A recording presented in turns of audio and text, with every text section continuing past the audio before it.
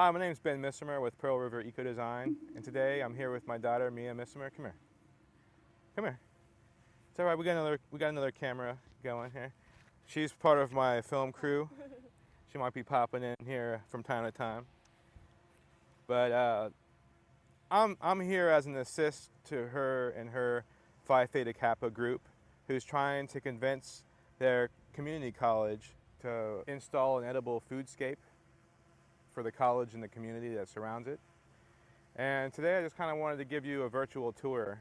The first thing we're going to do is start here at the top of this watershed. You can see it's got a little hilly terrain, and you got this roof catchment here. And we're going to follow it from A to Z, how water flows off this property. So come on, Mia, we're going to leave this here.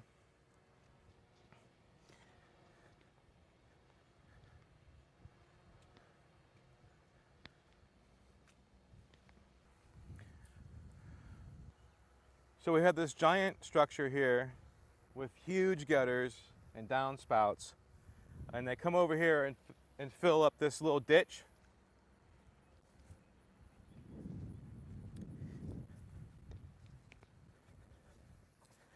This ditch here, right? And it goes under the street.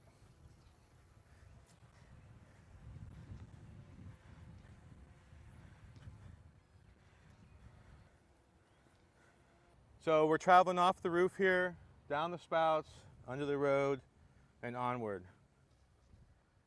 We travel under these trees.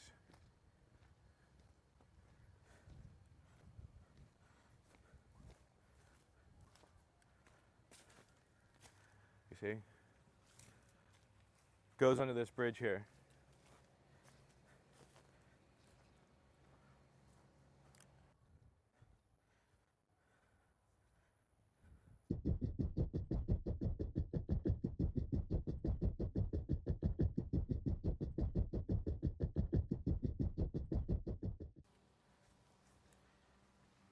Here we are on the other side of the bridge, where we're funneling an egregious amount of water at this location. You have this wide open, narrow grass space here that we could populate with aquatic loving species. We're also piping another culvert into here. I'm not sure exactly where this originates. I'm guessing a storm drain somewhere, or maybe they have a collection of downspouts off their roof dumping here. Not quite sure yet, but that's 2 volumes of water coming in. The only thing is, what are we picking up from the streets and any sorts of contaminants? We can mitigate by propagating a bunch of reeds and water filter type plants in this space here as we move further down the slope. Right now, we got water coming off the roof down this valley, and it's actually they have it hooking right to fill that pond off to the right, or in front of us, I should say. But we can easily change that culvert to bypass that direction and shoot left to where we can use it on this landscape. So let's go check that out. So before we get any further down the slope, I want to pause here on top of this hilltop and analyze this building behind me, which is the technology department. And from the drone shot, you can see just how massive this rooftop is. I've run the calculations on this. All of the rooftop slopes that face outward or this direction, we can gather the rain that falls on that, which equates to, based on our annual rainfall averages, which is almost 62 inches, we can gather 1.2 million gallons of rainwater off of this roof to help feed our garden. That's the equivalent of 2 Olympic-sized swimming pools. Plenty to have a low-pressure drip irrigation system to help hydrate our landscape here. So we're far from done with this water. Right now we're just shedding all this water off and away and not having any productive use.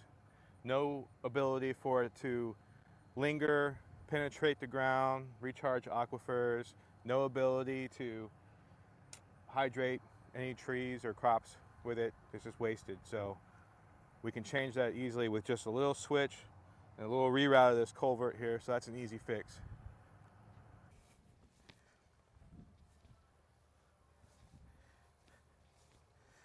So here I am on this raised surface, just downhill from that culvert that's right now channeling water off in this direction. But what I'd like to do is have it flood this area and put a culvert at the end of this.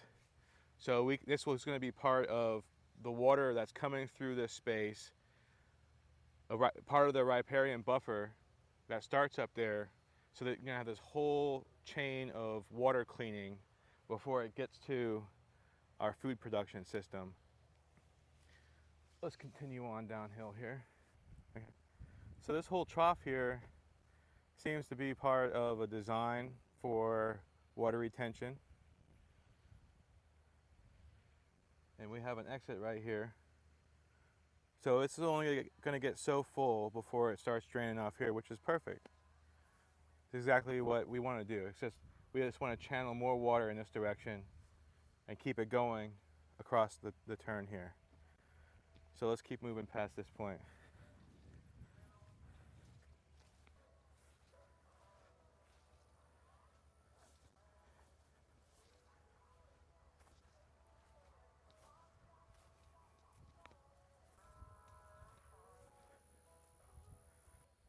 So one of the cool features of the space, being remotely close to this gym over here, they have an integrated frisbee golf course. That's kind of neat. They can throw around, walk around these tracks. And there's an outdoor fitness component over here further on in the field. So in the heart of the field here, there's a couple of super flat areas that you can see on the map in green, dark green. And those represent slopes that are 0 to 2 degrees, which are ideal for a garden space.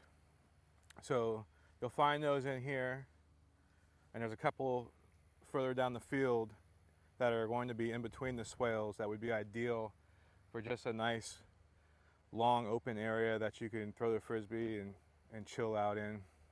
Right here, I propose the garden space, the annual garden space. We can set up a nice perimeter fence around it and enclose the space. And surrounding it, I propose we set up little pockets, little islands of food forests that are comprised of perennial plants and supporting trees.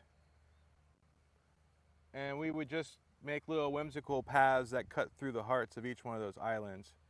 So over here I'm standing in between what will someday hopefully be two rather large swale systems on either side of me.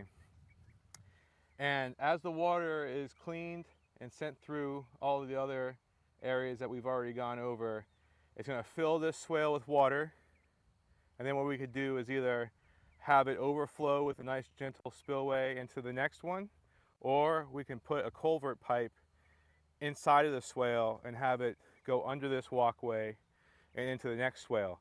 But this is going to be a magical spot 15, 20 years into the future when you have rows of fruit and nut trees with huge canopies overlapping this aisle here.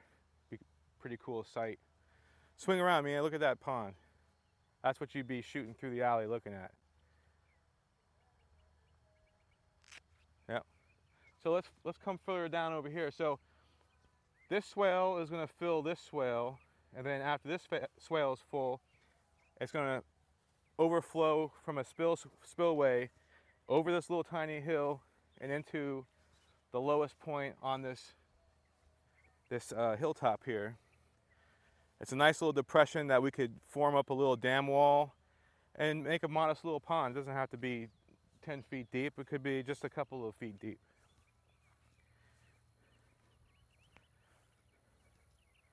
You can hold a substantial amount of water in here.